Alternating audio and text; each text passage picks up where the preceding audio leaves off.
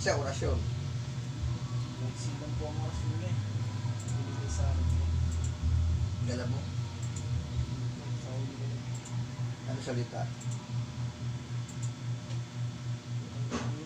Alin yung construct yung mga meron na natin na matatagis ng gratis ng tax. Hallelujah, hallelujah, hallelujah. Hallelujah po. Ha? Hallelujah.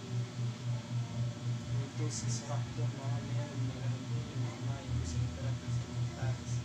Alam pong namin sa akin. Dasal po. Yung orasyon niya na post na. Hindi ko pinost mo na. Yung orasyon niya. Ako ang tama sa Hindi na orasyon ito. ayun po. Pero yung binigay siya, parang hindi ko alam kung saan galing. Sige ko na narinig yun. Kasi ang orasyon nito, tatlo kasi orasyon nito. Aram, Adam, Aksadam. Parang akdam. Oo, Aram, Akdam, Aksadam. Yun ang unang orasyon. Yun yung sa lupa. Aram, Ardam, Adradam. Yun yung sa mataas. Ngayon mayroong pinakamataas. Aram, Ardam, Adradam. Aram, Aradam, Adradam. Yun na yung pinakamataas. Yun po yung basag. Oo, nung basag nito. Tapos ang huling-huli, Adonai. Oh, yun ang sikreto, Adonai. Oh, yun ang sikreto. Ang Aram, Adam, Aksadam, Adonai. Apat na ato eh, hindi naman tatlo eh. Ayan, apat na A. Ngayon yung pang-apat, itinago. Kaya karamihan binabanggit lang nila yung tatlong A. Kasi hindi nila alam yung sikreto. Tapos, Aram, Adam, Aksadam, Regnum, Omnipotentem, Makmamitam, Adonai. Ngayon, pag Aram, Ardam, Adradam, Rayum, Omnipotente, Makmamitam, Adonai. Rayum naman yon. Ngayon, yung pinakamataas, Aram, Ardam, Adradam, Ruwak, Uwak, Muwak, Ak. O, yun, ibig sabihin, ang orasyon nitong medalyan to, tatlong klase. Orasyon sa lupa, orasyon sa mataas, orasyon sa pinakamataas. O, yung tatlong orasyon na yun, namimili ka doon kung ano yung gagamitin mo. Ngayon, wala akong idea dyan sa orasyon. Kasi ngayon ko lang narinig yan eh. Hindi ko alam kung siya na... Pakain lang po ata yun. Pakain na sabi. Hindi po ang sabi. Oh, pakiulit mo nga ulit.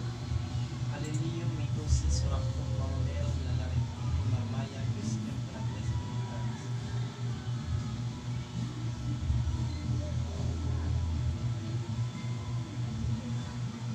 Yun lang po ang namin sa pakain.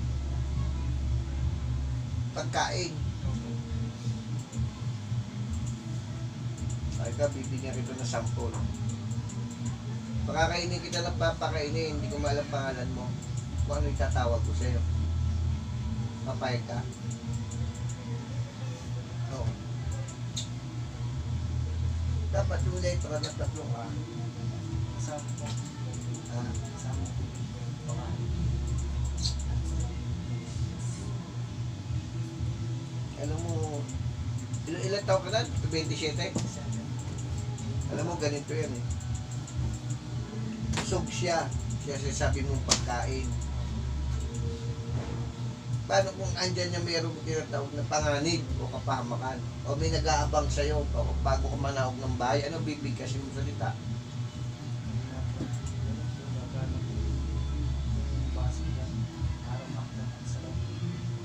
Pero yun na, binigyan rin niya sa'yo yung salita na yun. Ngayon mo na sa akin na rin eh.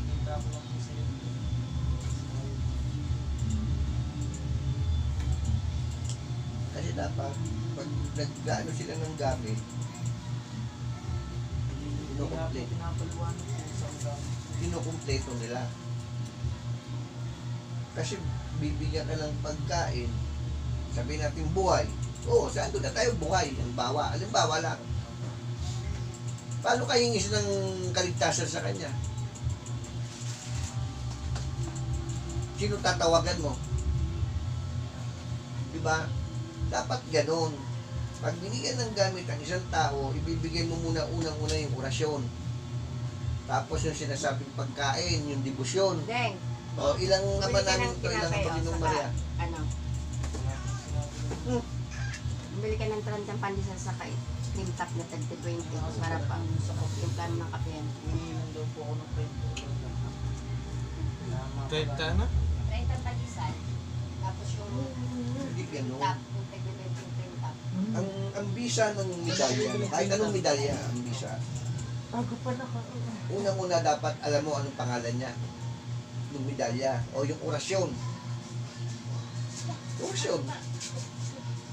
Tulad nito, di ba, ang orasyon niya, Aram, Adam, Akshadam, di, yun ang ibinigay siya, halimbawa. Ngayon, hindi pa rin yung gagana. Alam mo kung bakit? Kasi yung apat na to, apat na A. Pag yung binigay siya, Aram, Adam, Akshadam, kung wala pa rin siyang, may power siya, sabihin natin 20% lang. Kasi tatlo lang yung binabanggit mo eh. Ang pinakasusi, yung Adonai. Aram, Adam, Akshadam, Adonai. Aram, Ardam, Adradam, Adonai. Aram, Ardam, Adradam, Adonai. O, ibig sabihin, buo.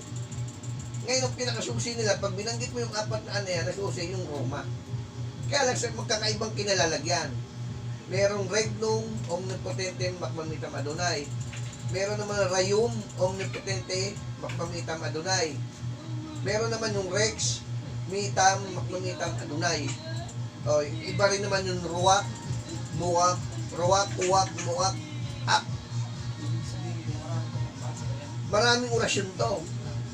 Tatlo ang orasyon niya, tatlo. Depende na lang sa taong magbibigay sa iyo. Ngayon, kung hindi ka kilalang, ibibigay lang siya yung pinakamababay sa lupa lang. Tatalunin ka naman ng pangalawa, yung mataas. Tatalunin ka nun. Kasi mas mataas yun sa iyo eh. Yung ibinigay sa iyo, pang lupa lang. Iba yung pang himpapawid. O iba yung pinakamataas na. Ganun yun. Kaya kung kukuha ka ng isang gamit, kailangan ihingin mo yung bukod sa, hindi yung pagkain lang ng medalya. Huwag. Kailangan lang ibibigay sa inyo yung orasyon ng medalya. Paano kung pangkagipitan? Sinong bibigkasin mo? Sinong tatawagan ng orasyon? Diba? O. Kaya hindi ko naman inaano yung ano niya. Dapat pag nagpili si brother, kasi unang-una nagtitiwala ang tao sa atin. Diba? Sa amin, nagtitiwala dahil pag nagbigay ka ng mali dyan, mapapahamak yung tao. Diba? Madidisgrasya yung tao. Kasi, pero nagtiwala sa amin. Kaya ako, pag akong nilalapitan ng tao, gusto ko yung buo. Gusto ko yung bago siya umalis, busog siya sa aral, tsaka sa kaalaman. Ayoko kasi umalis ang taong waalis na lang na walang alam. Pangit kasi yun eh, di ba? Unang-una, sinadya ka ng tao, tapos gano'n. Di ba, pangit? Pero, siyempre, magkakaiba kaming maestro eh. Hindi naman ng maestro para parehas. Siyempre, magkakaiba yan, di ba? Hindi natin alam kung ano talaga yung layunin ng bawat isa.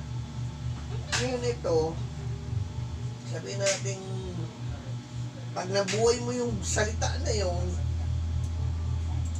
alam mo ba kung sino papasok dito? Espiritu. Papasok ka ng espiritu to, hindi mo na siya bibigkasin. May sarili na siyang espiritong gumagana, pwedeng espiritu ng patay o espiritu ng inkanto. Nakukuha mo. O.